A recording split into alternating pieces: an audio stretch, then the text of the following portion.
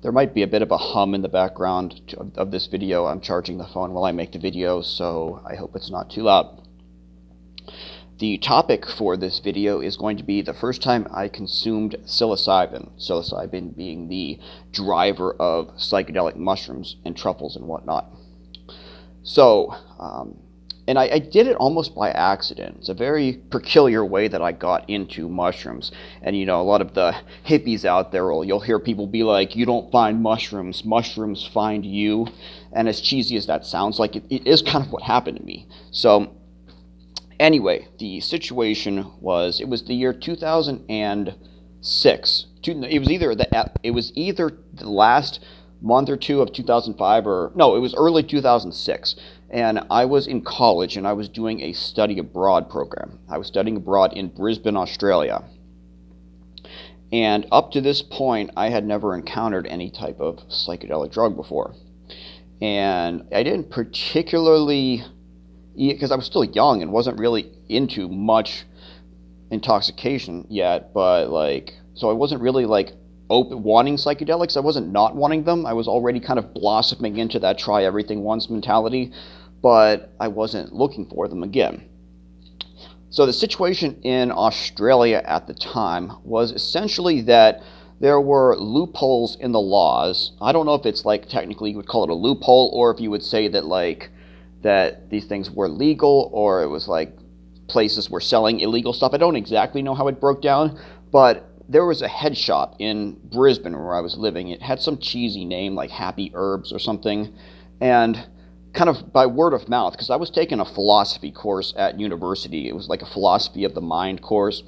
And so, those kind of courses attract people who have psychedelic experience.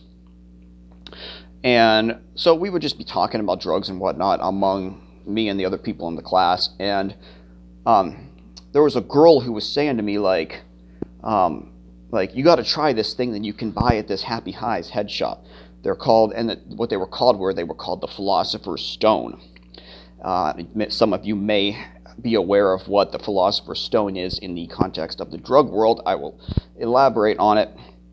But yeah, she says there's this thing called the Philosopher's Stone, and you have to go in this head shop and ask for it by name. And they reach under the counter and bring out secret stuff and sell it to you.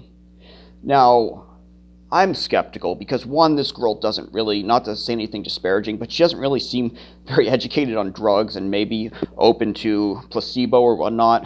And in college, I had tried a bunch of legal highs, quote unquote. We've all tried it, like Blue Lotus and Wild Daga and stuff, but none of it does a thing. And I'm just thinking oh yeah, Philosopher's Stone, this isn't going to do anything either. People are just, this is just placebo. So I'm sure, I'll come over and I'll try it, and my mentality was this isn't going to do anything, so I'm just going to have a harmless night. And so we get over there, and what actually happens is the Philosopher's Stone it's a psychedelic truffle that it's psilocybe, I can't remember the name, it's a big long word, I think begins with a T. But yeah, they're psychedelic truffles, and they do contain psilocin, psilocybin, same driver as any of your psychedelic mushrooms, or most of them actually.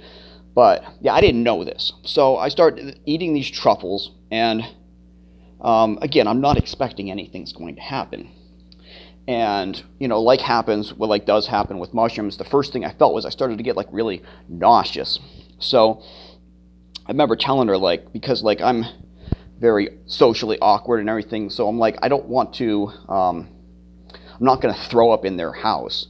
So I'm I have to go outside for a little bit. So I'm outside of their house, and I'm just pacing up and down the street, thinking about whether I'm going to throw up. And as I'm doing it, I'm just starting to get a very weird feeling coming over me, like anxiety mixed with some type of uncertainty, something just wasn't right. And it was not good. So she comes out and asks me if I'm okay, and I say I describe what's happening to me. Lots of social anxiety. It's hard being around a person in this state. And she's like, oh yeah, this is normal. Just give it another 10 minutes and everything will be better. So I'm I'm having this moment where I'm like, I guess I was wrong. Like whatever this stuff is, like it's something is happening. And so slowly the visuals came over. The world's painted in um, that mushroom style, and looking at my hands and everything, and I'm getting like all of the, just the mushroom undulations and swirling and everything. And once the nausea went away, like, yeah, like you do get like a brain chemistry lift where you do feel really good. And so like all of us that were doing it, we just like stayed outside and we went for a walk because like she lived down by the Brisbane River. So we like walked down to the river, and it feels fantastic to be outside. And the way I describe um, mushrooms is like most other drugs, like you take alcohol, and it's like you go from the regular normal sober reality to like a narrow focused drug state where like it's like less than the normal reality. It's like with alcohol, it's just like, you're in your little blurry, fuzzy, laughing state. And, with some other like stimulants, like you're just in that like focused, laser focused stimulant mindset. Well, and it's like the drug experience is like, it's like a trick where it is, you're going from reality to a drug state. But with the mushrooms, it was like when you get high on the mushrooms, it's like the exact opposite. It's like you see reality for what it actually is. So we're walking around outside, and it's just dawning on me that like this is the first time I've ever actually, you just get this sixth sense that like this is the real world that you're experiencing. And it does have that childlike feeling. And all of your daily stresses seem inconsequential and silly, and you just feel like an animal on a planet. And it's like you just get this feeling of like, walking around outside and having fun is the point of life. The point of life isn't going to school and studying and making money and all of this stuff. Like you just get this very primitive desire to just want to be outside and having fun. And so yeah, it's the exact opposite. It's like, it's reality. It's our everyday lives. It seems like all the social forces and pressures on us force reality to be like a drug state, if that makes a sense. Like all of the social forces and stresses and everything intoxicate us so that we don't see the actual reality. So when you experience psilocybin mushrooms, it's like you see the real reality, and it's so. I mean, I would say like it's like the Plato's cave thing. Like if you've heard of Plato's cave, like people were living in a cave, and all they saw were the shadows on the walls. On the cave, and they thought that was reality. But then they went outside of the cave and they saw what was generating the shadows on the wall. That's very apt for what it's like when psilocybin mushrooms show you reality. And I'm not trying to make the claim that that is absolutely 100% like the real reality. It could just be a magic trick that nature's playing on us, but that's just as weird. Like the idea that like if there isn't some like spiritual component to mushrooms, then all it is just a magic trick by Mother Nature. Like, why? Like, that's weird enough. It's weird enough that nature would trick us like that.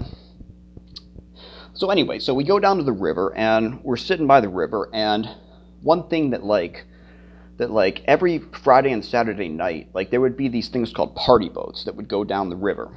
And it would just be a bunch of drunk people on a boat. I think they had like gambling on it and stuff, and people just acting stupid and everything. But like every other time, like when I would see people on the party boats, it was like I would get jealous almost, because it's like that looking at something and you're like, I wish I could be social like that. I wish I could have fun like that. You feel like an observer where everybody else are participants, and it's just that classical like outsider feel. But so yeah, like being like a shy, awkward kid who felt like he was missing out on life, I would look at these party boats on the weekend and, get jealous of those people and want to be like them. But then we're down there at the river on the mushrooms, and I'm looking at the party boat as it goes by, and I just got this, it washed over me that I just felt bad for those people, because I'm like, these people are just like me. They're looking for something. They're trying to find it through intoxication. They're probably not finding it. They're probably feeling awkward. And it was just this massive alleviation of any type of jealousy of the party boats, because I knew that those people weren't at any advantage over me, and we were all just experiencing the human condition, which is discontentment and wanting something you can't have or whatever. And so like little things like that, like the mushrooms would reveal truths to you, and people say that mushrooms teach you lessons. Like that's a lesson. And also like it was like it slammed home the fact that, because when I was young and I would travel, you get this stupid idea in your head that if you travel to another place, you'll start fresh over there and you won't have all of your problems. And then you go there and the same types of problems come up, and you stress yourself out in the same way. And when I went and studied abroad, I was kind of naively hoping that there would be like a fresh start for me, that it would be better there. And the mushrooms just basically hammered the point home that like you're generating your own stress and your own problems wherever you go. You can't get away from it, and you have to work on it. And so like, and just interacting with these people I was taking the mushrooms with, I'm like, these are people from a different country who have grown up in completely different circumstances, but they can nonetheless relate 100% to this stuff that I'm talking about. And it was like one of the first times that I had ever like really opened up to someone about a lot of this stuff. So yeah, so like that was really nice. And yeah, so I went this whole experience not knowing that I was even on psilocybin. I thought it was some exotic thing that nobody knew about, that so it became a thing. Like I went home and I researched it and figured out what it actually was. And then it became a thing that like every couple of weeks I would go to this head shop and I would buy the truffles and I would take them. And it was like the best thing that ever happened to me in life at that point. And I mean, I know I hammered down about how amazing the psilocybin mushrooms are, how it's in a different league from any other psychedelic. Like I talk about ecstasy being the most euphoric drug. Well, psilocybin mushrooms are the best drug. Like if I could only have one more thing for the rest of my life, it would be that, because they help you. And it's just so profound, so great. But yeah, so that was it was one of the sad things about coming home from that study abroad, because I went home and I'm like, well, I can't have access to this anymore. This was before the years of the darknet and stuff, and I just didn't have any connections. I remember coming back to the States and I tried LSA. I tried the baby Woodrow seeds, and it was like, well, I'm tripping again. This feels the same has that, psychedelic feel to it, but it's not profound at all like those mushrooms were. So I ended up going back to Australia to go to grad school, and by the time I had come back in 2008, the government had cracked down completely on this, and you couldn't find these in head shops anymore. So that was kind of sad. But eventually I would find connections to get the more traditional psychedelic mushrooms. But yeah, it was just an interesting way that, yeah, as I said before, that the mushrooms found me.